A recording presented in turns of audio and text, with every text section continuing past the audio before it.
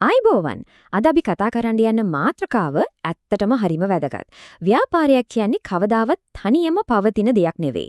ඒ කියන්නේ හරියට තනි දූපතක් වඩේ නෙවෙයි. ඉතින් ඒ ව්‍යාපාරයේ වටේ තියෙන ඒකේ සාර්ථකත්වයට කෙලින්ම බලපාන නොපෙනෙන බලවේග ගැන තමයි අද අපි මේ විග්‍රහය කරන්න යන්නේ. හිතලා බලන්න ඇයි සමහර වෙලාවට හරිම දක්ෂ බ්‍රිලියන්ට් සමාගම් වලින් එන සුපිරි ප්‍රොඩක්ට්ස් පවා ෆේල් වෙන්නේ. අපි කවුරුත් ඕක දැකලා තියෙනවා නේද? හොඳම ටීම් එක ඉන්නවා, හොඳම ටෙක්නොලොජි එක තියෙනවා, ඒත් වැඩේ හරියන්නේ නැහැ. ඉතින් දක්ෂකම විතරක් මදි නම් එහෙනම් මෙතරම් සාර්ථකත්වයේ රහස තියෙන්නේ කොහෙද? ඔව්, පිළිතුර තියෙන්නේ සමාගමේ බිත්ති හතරෙන් එහා පැත්තේ, ඒ කියන්නේ පිටත ලෝකයේ. වෙළඳ පොලේ වෙනස් වීම, තරංගකරුවන් මොනවද කරන්නේ? පාරිභෝගිකයන්ට ඇත්තටම ඕන මොනවද? වගේ බාහිර සාධක තේරුම් ගන්න එක තමයි හැමදේම. හොඳයි, අපි මේ ගමන පටන් ගමු. සංවිධාන පරිසරය කියන සංකල්පයෙන්. මේකෙන් කියවෙන්නේ සමාගමක් වටා තියෙන ඒකේ පැවැත්මට බලපාන නොපෙනෙන බලවේග ජාලයක් ගැන. හරි. මේකෙන් පැහැදිලිවම පේනවා කිසිම ව්‍යාපාරයක් රික්තකයක. ඒ කියන්නේ තනියම පාවෙවි තියන්නේ නැහැ කියලා. හැම ව්‍යාපාරයකටම බලපාන ඒකින පිට තියෙන බලවේග ගොඩක් තියෙනවා. මේක හරියට ලොකු ලුණු ගෙඩියක පුතු ගලවනවා වගේ වැඩක් කියලා හිතන්න. අපි පටන් ගන්නේ පිටින්ම තියෙන ලොකුම බලපෑම කරන ස්තර වලින්. ඊට පස්සේ ක්‍රමයෙන් සමාගමේ හරය දක්වාම ගමන් කරනවා. හරි. අපි දැන් බලන්නේ අර ලුණු ගෙඩිය පිටින්ම තියෙන ලෙල්ල. ඒ කියන්නේ පරිසරයේ පිටතම ස්තරය. මෙතන තමයි සියලුම ව්‍යාපාරවලට පොදුවේ බලපාන සාධක තියෙන්නේ. සාර්ථක බිස්නස් එකක් කියන්නේ නිකම්ම වාසනාව මත රඳාපවතින දෙයක් නෙමෙයි නේද? ඒගොල්ලෝ හරිම ක්‍රමානුකූලව Taman වටේ තියෙන ලෝකෙ දිහා බලනවා. මේ පියවර 4. ඒ කියන්නේ ස්කෑන් කරන එක, මොනිටර් කරන එක, ෆෝකාස්ට් කරන එක සහ අන්තිමට ඇසස් කරන එක. මේ ක්‍රියාවලියෙන් තමයි ඇත්තටම අනාගතයේ එන අවස්ථා මොනවද, එන තර්ජන මොනවද කියලා කල්තියා අඳුනගන්නේ. ඉතින් මේ සාමාන්‍ය පරිසරය අපිට ප්‍රධාන කොටස් 6කට බෙදලා බලන්න පුළුවන්. ජනගහනීය වෙනස් වීම වල ඉඳන් අලුත්ම ටෙක්නොලොජි එක දක්වා මේ හැම අංශයක්ම ව්‍යාපාරයකට බලපෑම් කරන්න පුළුවන්. අපි දැන් මේ එක් අංශය දිහා පොඩ්ඩක් ගැඹුරින් බලමු. ජන විකාශයේ වෙනස්කම් කියන්නේ හිතනවට වඩා ප්‍රබල බලවේගයක්. බලන්නකෝ 2010 දී තිබුණු තරුණ ජනගහනයේ වැඩි පිරමීඩය 2050 වෙද්දී කොහොමද වයස්ගත ජනගහනයක් නියෝජනය කරන හැඩයකට හැරෙන්නේ කියලා. මේකේ මොකද්ද කියවෙන්නේ?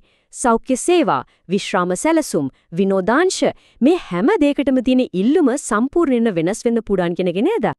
ආර්ථික බලවේගවල බලපෑමට තවත් නියම උදාහරණයක් තමයි උද්දමනය. බලන්නකො මේ මාස කිහිපයක් ඇතුළත වෙලා තියෙන දැවැන්ත වෙනස. මේ වගේ දෙයක් ව්‍යාපාරයක පිරිවැයට වගේම පාරිභෝගිකයාගේ සාක්කුවටත් කෙලින්ම බලපානවා. ඊළඟට දේශපාලනික සහ නීතිමය වෙනස්කම්. හිතන්න අලුත් බදු නීතියක් ආව කියලා. ඒක ව්‍යාපාරික ලාභයට කෙලින්ම වදිනවා.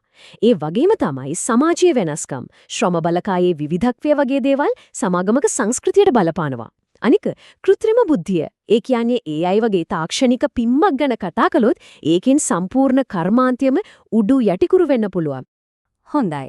දැන් අපි අර මහා චිත්‍රයෙන් පොඩ්ඩක් ඇතුළට එමු. දැන් බලන්නේ සමාගමේ ආසන්නතම කර්මාන්තයේ, ඒ කියන්නේ තරංගකාරී පිටිය දිහා.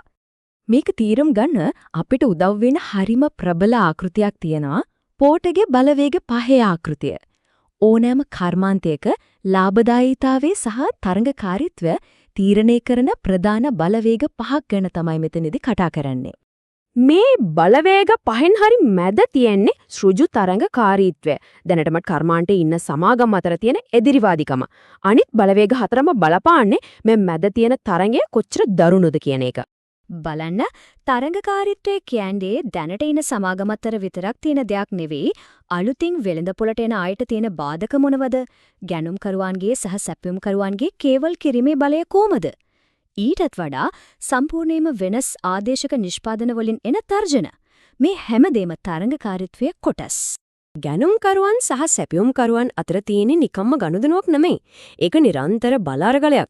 මේ ස්ලයිඩ් එකෙන් පැහැදිලිවම පේන්නනවා එක එක පාර්ශවයට බලය වැඩිපුර ලැබෙන අවස්ථා මොනවද කියලා. හරි. දැන් අපි යනවා අර ලුණු ගෙඩියේ අවසාන ස්තරයට. ඒ කියන්නේ සංවිධානය ඇතුළටම. මෙච්චර වෙලා අපි එකතු කරගත්ත බාහිර ලෝකයේ ගැන අවබෝධයත් එක්ක තමයි දැන් අපේ සමාගම ඇතුළ දිහා හරියටම බලන්න පුරුවා. ඕනෑම සමාගමක අභ්‍යන්තර ශක්තිය තීරණය වෙන්නේ මේ වගේ අංග වලින්. පැහැදිලි ඉලක්ක, ශක්තිමත් නායකත්වයක්, දක්ෂ සේවක පිරිසක් සහ ඒ හැමෝම එකට බැඳ තබන හොඳ සංස්කෘතියක්. මේවා තමයි ඕනෑම බාහිර අභියෝගයකට මුහුණ දෙන්න අවශ්‍ය අභ්‍යන්තර ශක්තිය ගොඩනගන්නේ. ඉතින් අපි දැන් කතා කරන්න යන්නේ මේ අපි බලපු සියලුම පරිසර ස්තරයකට ගලපන හරිම වැදගත් මෙවලමක් ගැන. ඒ තමයි SWOT විශ්ලේෂණය. SWOT විශ්ලේෂණයේ පළමු කොටස තමයි Taman දිහාම බලන එක. ඒ කියන්නේ Tamanගේ ශක්තියින්, ඒ කියන්නේ strengths මොනවද, ඒ වගේම Tamanගේ දුර්වලතා, weaknesses මොනවද කියලා අවංකව හඳුනා ගන්න එක. දෙවෙනි කොටසින් කරන්නේ අපි කලින් කතා කරපු බාහිර පරිසරය දිහා බලන එක. ඒ ලෝකයෙන් අපිට ගන්න පුළුවන් අවස්ථා, opportunities මොනවද? ඒ වගේම අපිට මුහුණ දෙන්න වෙන තර්ජන, threats මොනවද කියලා හඳුන ගන්න එක. හරි, මෙන්න මේක තමයි මුළු කතාවම එකට ගැට ගැහෙන තැන. මේ SWOT න්‍යාසය කියන්නේ නිකම්ම ලිස්ට් එකක් නෙමෙයි. මේක තමයි ස්ට්‍රැටජි කියන්නේ ව්‍යුහය උපදින තැන. බලන්න, තමන්ගේ ශක්තියින් පාවිච්චි කරලා කොහොමද බාහිර අවස්ථා අල්ලගන්නේ? ඒ වගේම බාහිර තර්ජන වලින් බේරෙන්න තමන්ගේ ශක්තියින් කොහොමද පාවිච්චි කරන්නේ? මේක තමයි ඇත්තටම අභ්‍යන්තර ලෝකයයි බාහිර ලෝකයයි යා කරන පාලම. ඉතින් මේ සම්පූර්ණ විග්‍රහයෙන් අපිට ගන්න තියෙන ප්‍රධානම පාඩම තමයි මේක. සාර්ථකත්වය කියන්නේ තමන්ගේ ඇතුළත තියෙන දේ සහ තමන්ගේ ඉන්න බාහිර ලෝකයේ අතර නියම සමබරතාවයක්, එකඟතාවයක් ඇති කර ගැනීම. ඉතින් අවසාන වශයෙන් මේ ප්‍රශ්නේ ගැන පොඩ්ඩක් හිතන්න. මේ මොහොතේ තමන්ගේ වෘත්තීය ජීවිතයට එහෙම නැත්නම් පෞද්ගලික ඉලක්කවලට බලපාන ඒත් සමහර විට අපිට නොපෙනෙන බලවේග මනාද? ඒ ගැන හිතන එක සමහර විට අපේ ඊළඟ පියවර තීරණය කරන්න ලොකු උදව්වක් වෙයි.